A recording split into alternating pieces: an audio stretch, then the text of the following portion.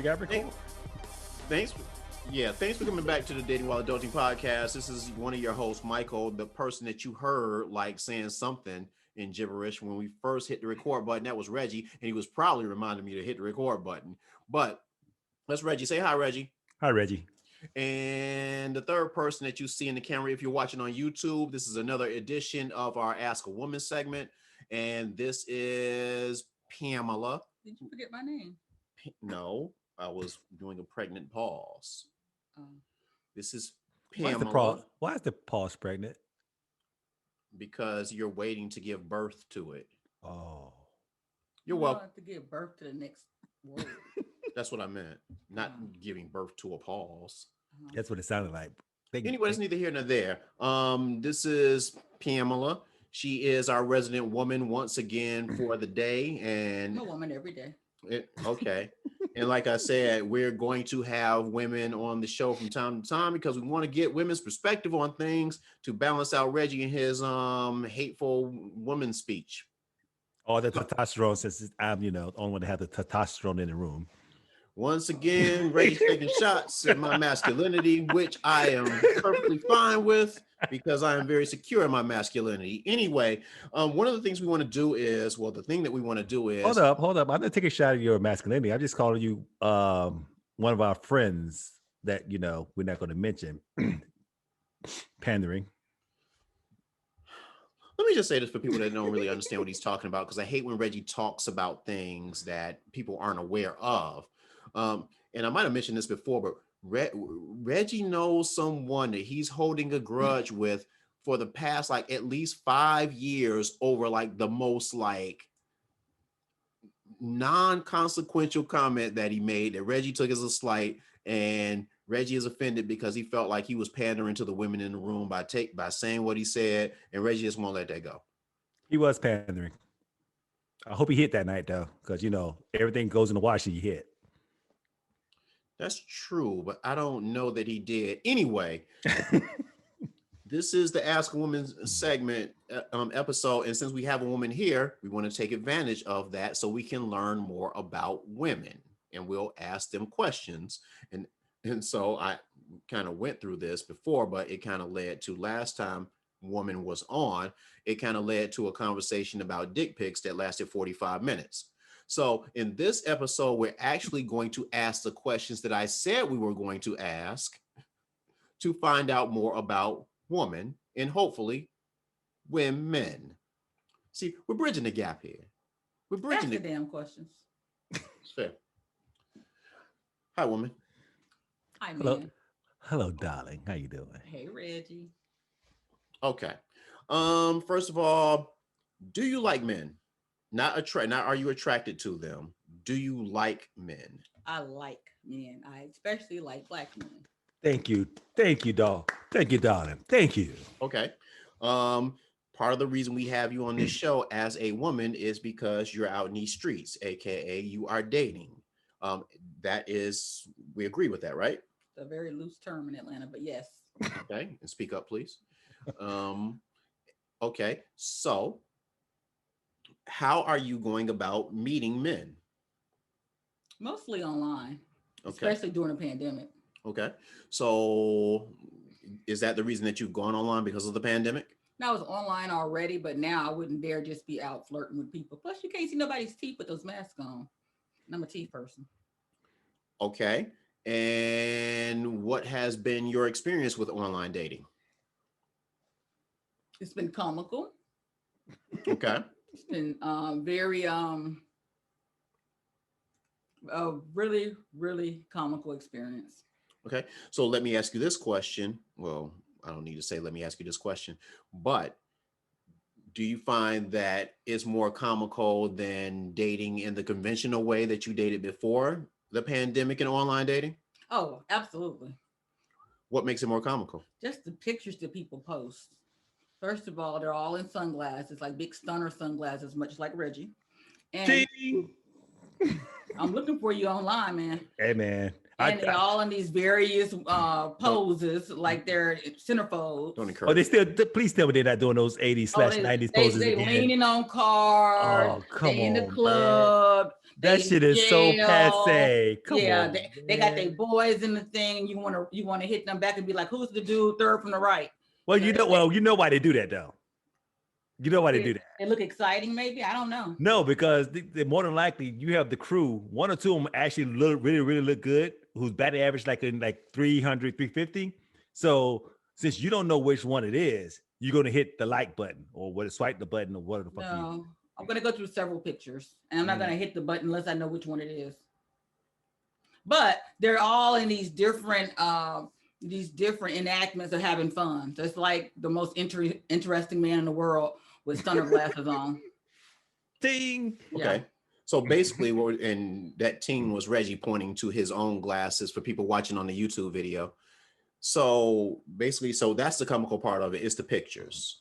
Yeah, that starts off the comedy. If they bother to write words, that's more comedy. If they bother to write words. Yeah, because some people just have their pictures, and they think I'm so fine, I don't even need to have my words on here. And then some people have words, and they just, some of them are song lyrics, some of them are like poems, some of them are trying to be deep and profound, some of them just stupid. A lot of guys put their IG pages on their IG page addresses on there. I've seen that. Yeah. I got permission to do it once. So I noticed that. And then more and more, you're seeing guys saying, "I don't pay for pussy, and if you weren't born a woman, don't hit me up." So that must be a whole thing too. Well, in their defense, I've seen women talk about no gains and drama and some of the other stuff. I don't know what chicks say. Yeah, see, that's why I like darling. I don't know. Hey, I date women. Don't fuck what dudes do. Okay. It's funny that you mentioned those things. While I can't relate to a lot of those things, I can say that the group pictures is one of the things that annoys me most about online dating. It's like, because especially when looking at women, because women can have 7 pictures and look different in all 7 because they can have different hairstyles in all 7. So then when you throw in a group picture, you're like, I don't know which one you are, because I can't go by any of these other 6 pictures because you look different in all of them. And none of these pictures in these group photos look like you at all. And that's if the picture ain't 5 years old. Well, there's that. Oh, men do that too. But like I said, darling, I don't date men. Yeah. They be all fine in the pictures and show up to the table pregnant on the date. Exactly. But tell me one thing, because as my experiment, I did get permission. The whole filter thing, what the hell is that about? A 45, 50-year-old woman that have dog ears and rabbit ears and all that bullshit? I mean, come on. I'm a fun-loving guy, but let's get the fuck out of here with this. Really? I don't even know how to use the filter, so I'm the wrong person to ask. Well, first of all, one of the things, going back for a second, Reggie was like, yeah, such and such and such and such. But no, when you said something about men do something on online dating, and Reggie said, well, see, I don't date men. But you also not on online dating. Yes, I am. I told you I got permission. Experiment. I was gonna let that slide. Yeah, I got permission. Why did you have to acknowledge it? Because I forgot about it, even though he spoke about it in the episode in the past that he was going to do it. I was going to act like I ain't even hear that, because that's going to go down a whole rabbit hole of why he was online as a married man. I told you, because research, because I don't trust Michael. I don't trust Michael. Okay, that's fair. He won't let me do my research from YouTube from the third party because he says it's trash and not credible. So hell. Yeah, I don't want to hear what any dude from the 1950s has to say about dating, or some dude in New Zealand, what he has about some kind of unscientific poll about 10 women that he dated and what their tendencies were. No, you're right. I have no interest in that. So yeah. Okay. And I'm out the game. So another thing that I found that was interesting from talking to women was that I am amazed. I was looking at one woman in particular's messages, and every message from a man started off with, "Hey, beautiful." And they don't even want to bother to know your names. Everything is "Good morning, beautiful. Good evening, beautiful. How's your day going, beautiful?" Reggie, would you be offended if you got a greeting that said, "Hey, handsome"?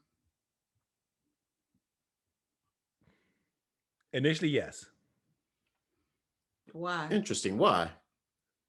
because just like Pam said, I need know my name or something before. I mean, once you start doing hands and stuff like that, you already established some kind of chemistry, and it's moving on past those first stages of trying to get to know you. Just don't come out with, "Hey, handsome, how you doing?" Like, who the hell are you, and why are you talking to me? Well, that's my go-to now. I answer you in turn. You say, "Hey, beautiful." I say, "Hey, handsome." You say, "Hey." I say, "Hey." I mean, I get that, What you doing? I say nothing. What you doing? I just match their own energy. but my thing is this, because I've noticed this in the job setting. Uh, how many people actually say good morning though? I mean, actually spell it out. We need to talk about the whole GM stuff. We talking about good morning. Just say good morning. Mm-mm. In the DMs and texts that I saw, they spell it out. Okay. But No, just GM. oh no. GM, GN. Man, these are laziest men alive. They don't even say how are you, it's HRU. Everything is in acronyms and emojis. Man, if I Okay. was single, I'd be a pimp. I will say this in men's defense. Well, oh, hold up. Hold up. What time is it? He's actually defending men. Here we go. If you're meeting women and you are trying to establish something with a woman, the first thing that you want to do, the first thing I want to do is to know is she really interested? Because I get more than a few. Before I got skilled in online dating, I would write these long notes to women and stuff like that as an introduction, and then get like okay as a response. So after getting like 2 word Hold up. answers, Hold up. Is that after the match? yeah, Wow. yeah, yeah. Men do it Got too. it. Don't look like that. I don't date men, darling. But are they really long though? How long is the long introductions? No, Because some of those long introductions are creepy. what I used to do is I would actually, once we were matched, because when I'm going through the process in the beginning, what I do is if you look good, I just hit the heart just Mm. because without even reading your profile. So then once they hit me back and we match, that's when I'll start writing an introduction. And what I'll do is I'll read their profile and see if there's something that we have in common or something like that. And I'll start the conversation building on that. Like, okay, hey, I see that you like to work out, for example. Yeah, are you going to the gym during COVID or what is it? And they'll just write back, no, I'm not. I've, And it's I've, like, where do you go from there? And yeah, then and I then understand. I understand exactly what you're talking about because in some of the ones I've done so far, it's like, okay, there's a match. Okay, how you doing? Blah blah blah. Oh, I see that you play bass or whatever, and you get yes. It's like, then why the fuck did you hit match if we're gonna? I mean, what's right. the purpose? Right. It's almost as though there are certain women that just don't really understand the art of conversation. And I'm sure you can say that men don't either.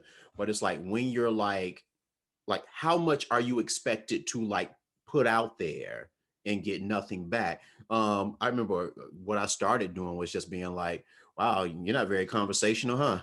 And then I get blocked or whatever, but still it's worth noting. So the point I'm making is after going through that process a couple times or whatever, it's like, let me just see if she's even really interested first. And that's why the introductory texts or DMs have just gotten shorter and shorter. Now, I don't wouldn't do a GM. I'd still spell it out because I'm a man of a certain age, but I understand in general the theory of keeping it short until you realize that she's actually interested and can reply with more than 2 words.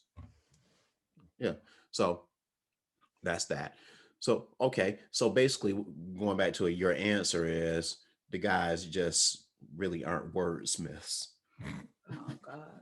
They aren't wordsmiths, they aren't adults, they're just silly. It's almost like being in high school again, just the notes being passed, the quality of the conversations, and yeah, it's a lot. Okay. So let me ask you this then before online dating in the pandemic and stuff like that, how would you measure the level of success that you were having just in the traditional quote unquote ways of dating? Probably about the same, just because I think living in Atlanta is hard to date. But I think in those instances, I would at least get to see the person in action. We go out to happy hour after work. We go have drinks on the weekend, brunch. You kind of see the person in action. You kind of see, oh, he's not really cool. or he has sunglasses on inside the restaurant, or whatever it is. You kind of just see, Ding. he's dressing like he's 30, that kind of thing. His Okay. pants off his ass, All I was about to say is dressing like you're 30, good or bad. That's real I'm about bad. to get into that one. Yeah, it's real bad. Okay. So you are a person who has lived in several different cities, and I've heard women talk about the differences in dating in different cities. And you mentioned that Atlanta was bad. It, do you feel like, why do you feel like Atlanta is a bad place to date for I a just woman? think the roles are reversed in Atlanta. I think the chicks are treated as the men, and the men are treated as the chicks. I mean, I think the men think that they are the prize here in Atlanta. You go out and they kind of just post it up at the bar, staring you down, waiting for you to come talk to them. I'm never gonna do that. Okay. Okay. So that leads me to my next question. You wouldn't go to a guy that's posted up. Have you ever asked a guy out? Yeah. Okay. How'd that go? It's been so seldom, I honestly can't remember. Okay. So what was it about that guy or those few guys that you asked out that made them stand out versus you asking not, well, I guess the whole thing is what was it about them that made you ask them out since you do it so seldomly? Probably we were having a good conversation at the bar or something. I was getting ready to go, or they, I met them out at somebody's house, and I knew that it was a one-off. This is not somebody I normally hang around with. I'm never going to see them again. So let me ask for their number so we can go out, or maybe let me suggest that we meet up somewhere else. Okay. So if you get turned down or something like that, you won't see him again. So no harm, no foul. Is that Right. what you mean? Yeah. Okay. Okay. And so if that's the mindset that you have and you don't remember what the results are, why is it that you do it so seldomly? I very seldom meet guys I even want to see again. Damn. No, I mean, like men in Atlanta are trash. Like seriously, Whoa. Whoa. trash. Especially compared to other cities. Like my friends and I have a joke. We forget we fine until we go out of town. Yeah. Like, and it starts in the airport at other cities. They ask you, hey, how you doing? What's up with you? I mean, we went to Oakland one time. You and I and other group of friends, and I went to the restroom at the stadium, and guys are waiting literally outside of the bathroom when I came out. And I had to ask them, who do y'all think I am?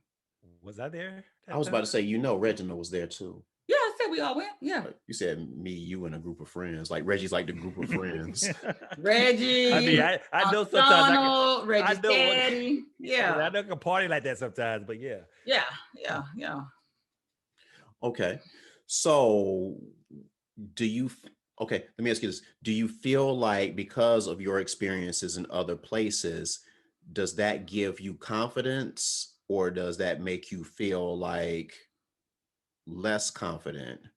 And what I mean by that is, excuse me, like some people some women that I've spoken to, they'll look at the results that they've had, but they won't necessarily say it's about an Atlanta thing. And they'll take that as a hit to their self-esteem because they're not getting the action that they would like to have.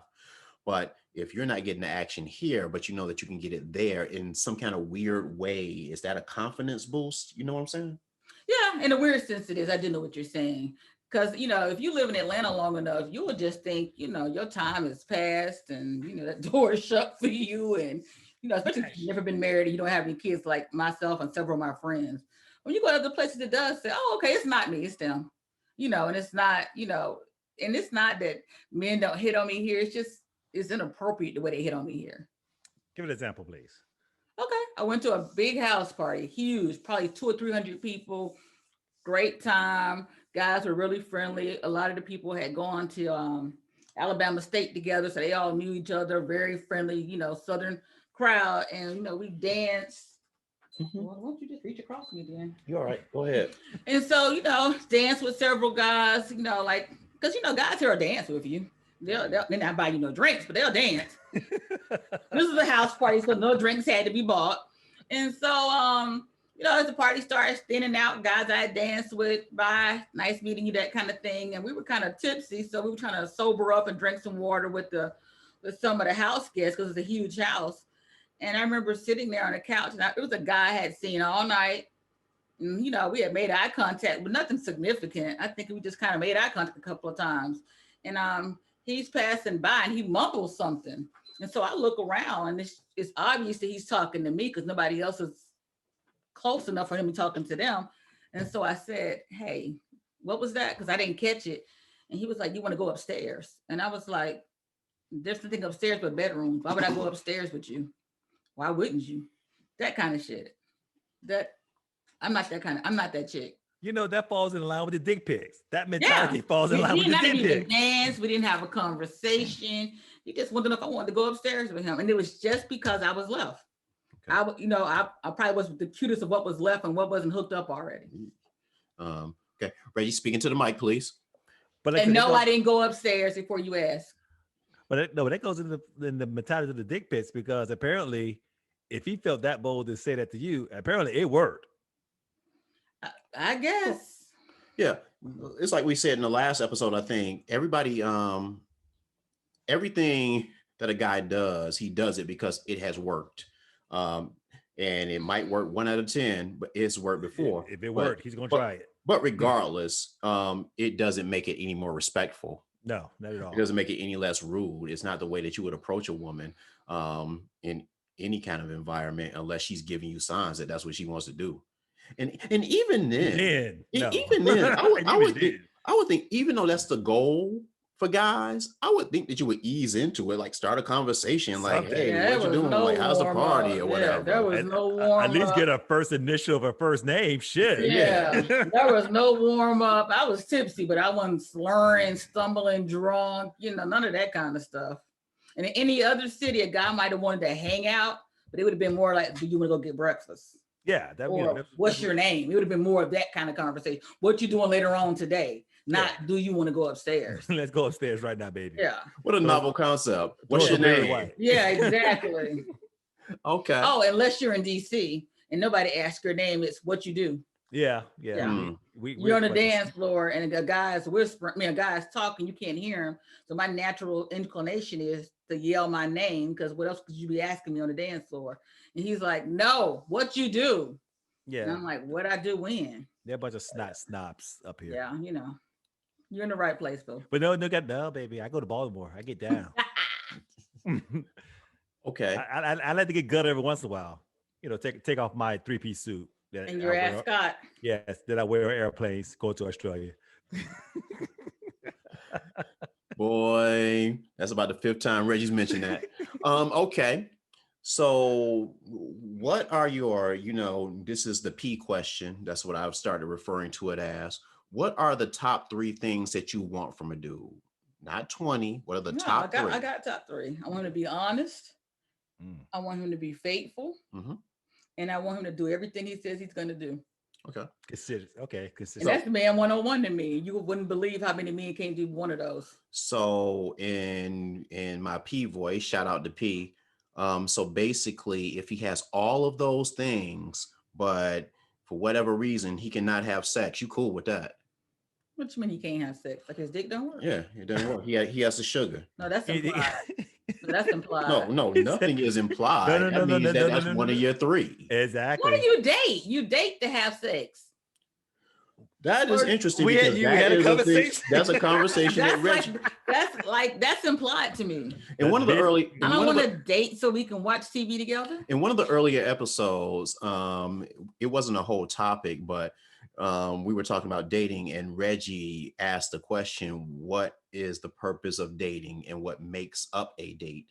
And so it's funny that you say that the purpose of dating is to have sex. I think that's okay. I mean, all encompassing. The purpose of dating to me is to create a relationship and intimacy with a person. And to me, sex is part of intimacy. Okay. But in the things that you listed, like, here's the thing. When talking about your top 3 things, you can't just say, well, these things are implied, because I would think that being faithful is implied or honesty is implied. Man, so many people are poly now. Are you like realizing that? Yeah, but what does that have to do with anything? You saying being faithful. I mean, I'm not you mean down with being Tuesday. Well, monogamous and being a cheat are 2 totally different concepts. Says the married man. Yeah, Okay. yeah, because polyamory, not meaning to go too deep down this road, polyamory is an understanding amongst Yeah, partners that that's how you all are getting that's how you down. roll there. Yeah. So there is on that's honest, because nobody's lying to So anybody. you're asking for another top three? No, I'm Okay, just let me give you the inferred top three. Chemistry. Right. Chemistry, attraction. That's inferred to me, but okay. Great sex is inferred. 'Cause I don't want to just say sex because they're all different types of sex. And then Oh, number three, you got to be fun. okay. hold up, Piggyback. Michael. Hold up, I'm Michael. going. I'm going there, You go Reggie. there. You go. Oh You man, going? Let's go then. let's go there. We had a episode maybe a month ago, couple months. I don't know. We had an episode prior asking the question about what good sex was. Mhm. What is good sex to you?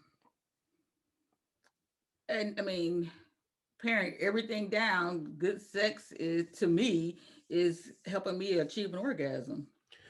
Now, Reginald, notice how simple that answer was compared to yours.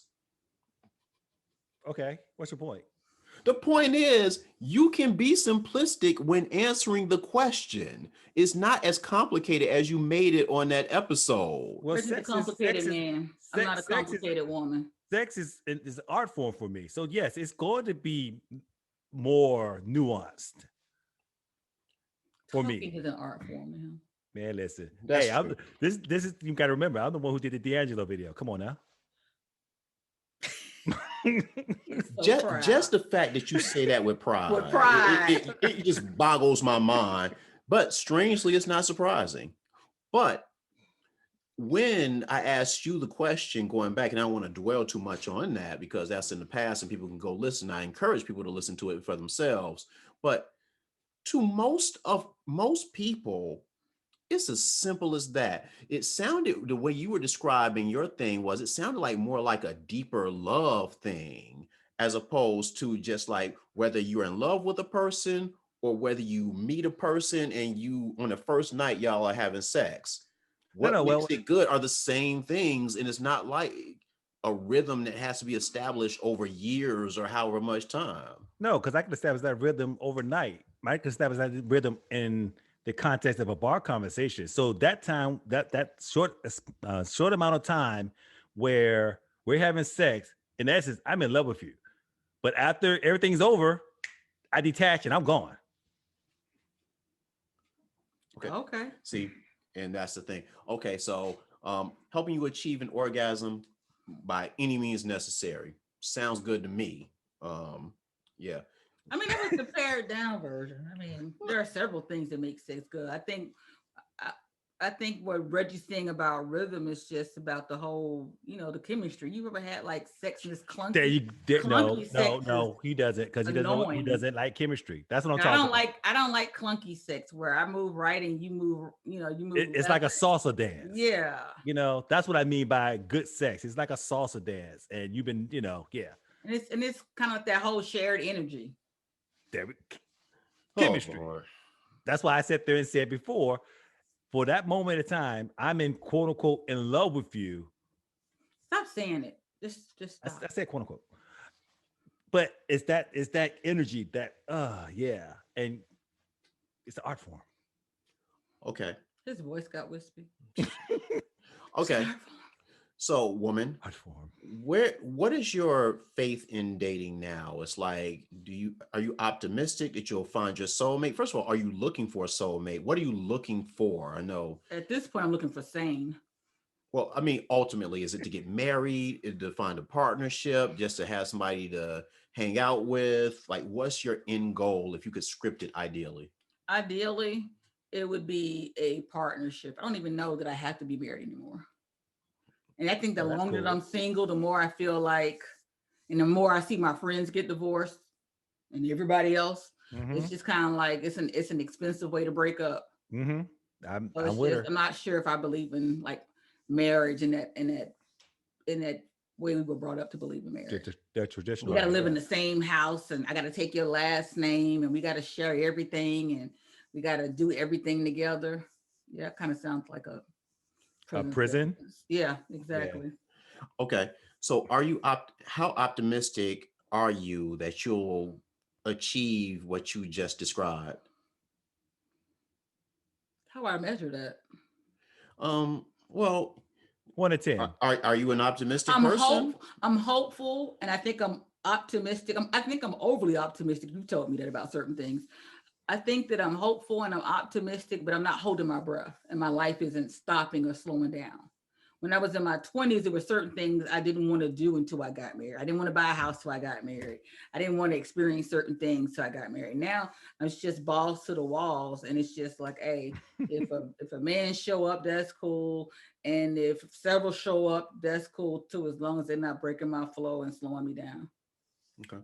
Yeah. And basically, to kind of clarify that a little bit, is because woman and I, we have many conversations about our dating experiences and stuff like that. And even when I am venting about women in my most ventable moments and stuff like that, she still knows that I believe that I am going to meet my soulmate and I am going to get married. Do you believe you only have one soulmate? No. Okay. No. I struggle with that whole soulmate thing. When I was younger, it was pretty and flowery. Now I'm just like, it could be my soulmate on Saturdays. Well, Reggie has a whole concept of a twin flame, where you have one twin flame in the whole wide world. You only have one twin flame. That's when your spirit's supposed to split, but you have many soulmates. Now, do you think that we are destined to all meet our twin flame at least once? No. Well, what's the point of having a twin? Well, no. That depends on, like I said, that all depends on the whole reincarnation cycle and all that stuff. Lord. Blah blah yeah, blah. We so yeah, we're talking about that. But as for soulmates, it's like soulmates are the people that chemistry that Michael doesn't believe in, and that vibe. You just vibe. Even the dog don't believe in that. That is a woman's dog that we're referring to. Okay. Yeah. So in that case, I would imagine that most people haven't met their twin flame and will never meet their twin flame. But as far as soulmates, because I don't believe that I'm here and my soulmate is in Japan. I believe we have many soulmates, and it's just whatever one you get to first. True. But do you think that the person is always your soulmate? Because I think that a person is your soulmate depending on where y'all meet. Do you know what I mean? Like at what point in your life journey? Right, exactly. Okay. Like if I had met him in my 20s, we wouldn't have been soulmates. I wouldn't have liked him. He wouldn't have liked me because we weren't ready for each other yet. Oh, that's deep. I know, right? I'm like, let me think about this. After he goes through these 18 things and I go through these 15 things, then we meet. We're like, oh yeah, I'm with it. I think that he will always be your soulmate, but he still may not be ready. He has to go through the crucible first in order for you to actually be together long term. Hold up. Let me process that. That was too much for me. Because I guess it comes down to what makes up your soulmate. Yeah, and that's what I'm saying. If you look at the makeup of your soulmate, to woman's point, yeah, that person wouldn't have that same makeup when they're younger. Right. And they might be adding things to that and become your soulmate later on. And conversely, you wouldn't have the makeup and you're adding things. So along with being a soulmate, it's not just about a person, it's about timing. And it's about we're all our experiences. And so I meet you at a certain time and you haven't experienced some things, you can't connect with me on those things. You don't get that part of me yet. But I meet you 10 years later and you've gone through something, or you've met somebody else who's made you understand what I'm going through. But you still have to have the source material there. And that's how I'm getting. I'm seeing it as a clay or a marble. If that's core material isn't there and the experiences of your life, don't shape it to the right way. Still speaking to your point, because the pot or the statue may be halfway while yours is already complete. So the timing is wrong. But if that core material, that core source material isn't there, I don't think that's your soulmate. See, I get what you're saying, and I'm kind of in the middle between both of you all, Reggie and Woman, because to Reggie's point, you have to have the components. They might not have just been developed. I'm wondering if you need the components or just the ability to empathize. Not even empathize, but just be able to relate. Because some people, you ever meet some people and they start talking about something, I can't even relate to that. And you just kind of shut them down, or you just miss them. So basically you're saying that a white person, for example, can't be your soulmate. Yeah, because I ain't open to white people.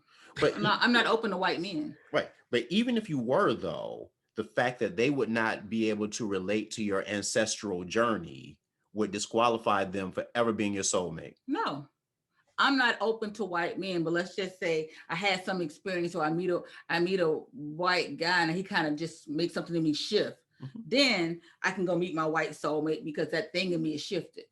But I could meet him right now today, and I'm just not even interested in a white man. So I don't care what he says. Okay, okay. I guess I guess it's not so much, and I mentioned a white man, but anybody who doesn't understand your journey or whatever. If something shifts in you that makes you a white person or whomever more appealing to you, they still wouldn't be able to understand you in certain ways. And see, you're focused on the journey in the wrong way. Mm. The journey isn't about him being able to relate to the thing that happened to me when I was 5. When I mention a journey, it's about, we have enough shared things throughout our own individual journeys that when we meet up, we can connect on some level. Okay, so if like you're having a conversation about Black Lives Matter or something like that, he won't understand that obviously to the extent that you would, but he might have a similar relatable experience that maybe he could draw from that would make you two compatible. You're going too deep on it. Yeah.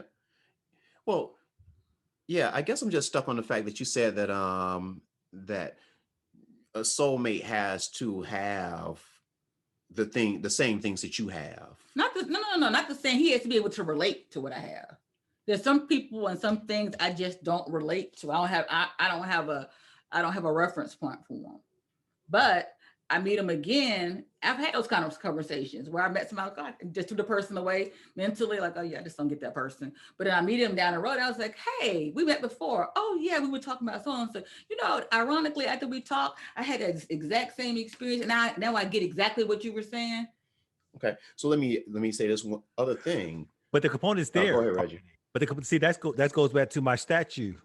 The component for you to actually be able to relate to that because of the same experience is what I'm talking about. You have that potential there. The potential may not have been manifested yet because if that potential was not the same as the other person, you have that experience. You may come up with a totally different conclusion. Like, I went through that, but that's not how I felt, and that's how I saw that.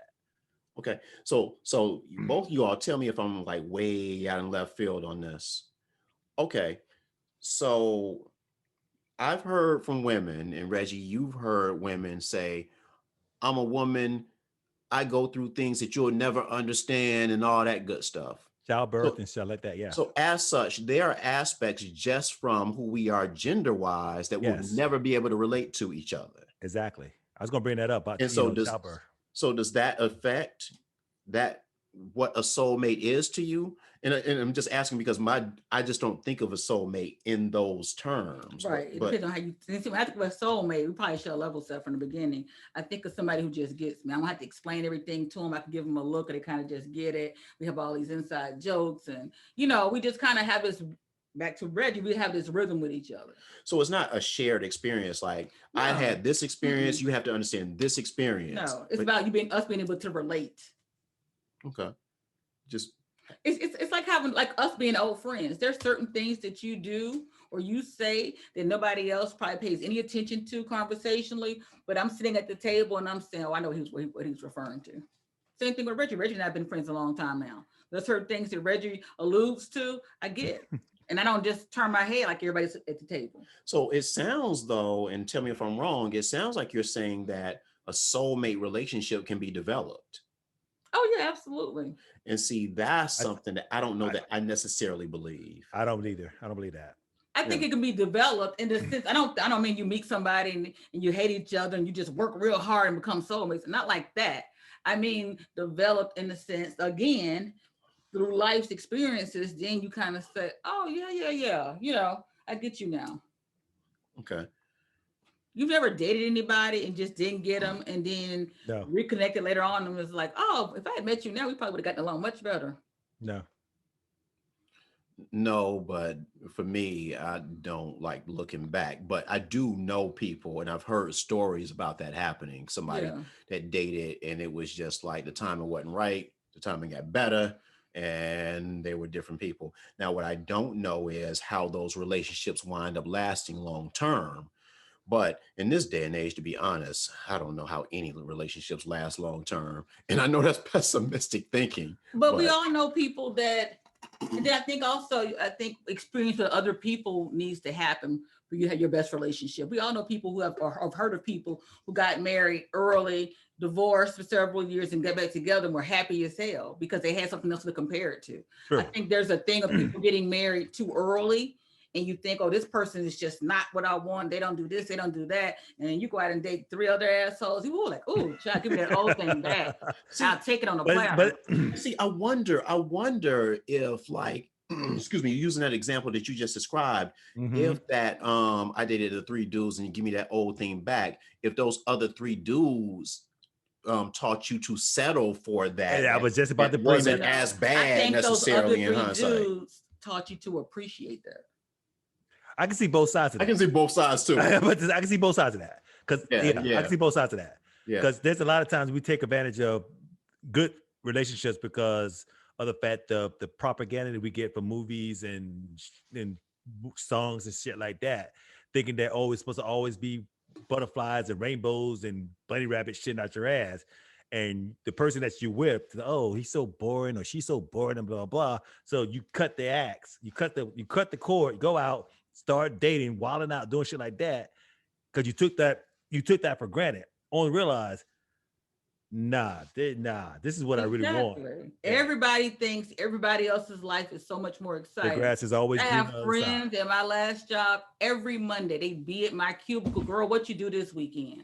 And I would start, we just went to a concert, went out to eat. Then the next day went to a play. Then we did so, and their eyes would be glazed over. And they had, husbands. They had what I wanted. They had the husband. They had, the 2.5 kids and the dog and the picket fence. But my life was so much sexier to them because they never had that. They got married really young. Everybody wants what they can't have. Like Chris Rock said, single and lonely or married and miserable. We got, boy, this went fast. We have 3.5 minutes. You talked about not dating white men, but is it just white men or anybody outside of your race? Just white men. So you date an Asian man? Yeah. Okay. He was my type. Why? Why not white men or white Asian men? Why not white men? Because I'm a Black woman from Mississippi. Good answer. Good answer. Yeah, right. Good answer. Good that answer. was one of those things where I was gonna push back a little bit, but that answer pretty much answers it. I'm with you, darling. I understand it. I understand the struggle. And I will say this for people who don't necessarily have an understanding or haven't been to Mississippi. Don't you say it? They still lynch Black people in Mississippi. Mississippi. Reggie, you've been through Mississippi. Wait, can we pause for a second? You know what we don't do is lock up girls in the basement while we go to McDonald's and get food. First of all, that was one time that happened years ago. And it was a news story that happened and left. I would think if you compare, first of all, you don't want to compare racial injustices in Ohio and Mississippi. Okay, back on subject.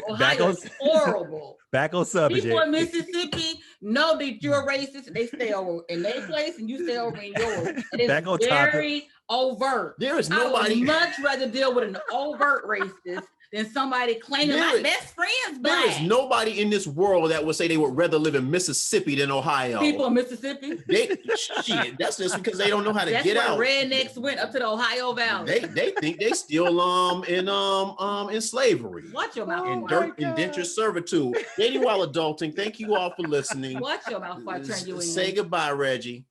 Goodbye, Reggie. Goodbye, darling. Bye, darling. Thank you very much, woman, for being our guest, even though it went off the rails in the end when you started defending Mississippi of all places. Of all, where's your family from, Michael? Boy, it went off the railroad tracks. Where's your family from? Goodbye. Mississippi. Goodbye. First of all. By way of Cleveland. And they knew better to get the hell up out of there and migrate north. Well, all I'm saying is don't act like you ain't from Mississippi too. Just like most people in Chicago, Cleveland, first of all, my grandparents are from there, and that's the whole difference. Which They means got out of I wasn't that born hole. there. I was born in Germany. There are no stories of people migrating I've from never Ohio lived to in Mississippi. There is no stories from anybody migrating from anywhere to Mississippi. That's not true. Yes, it is true. People are going back home and lower your voice.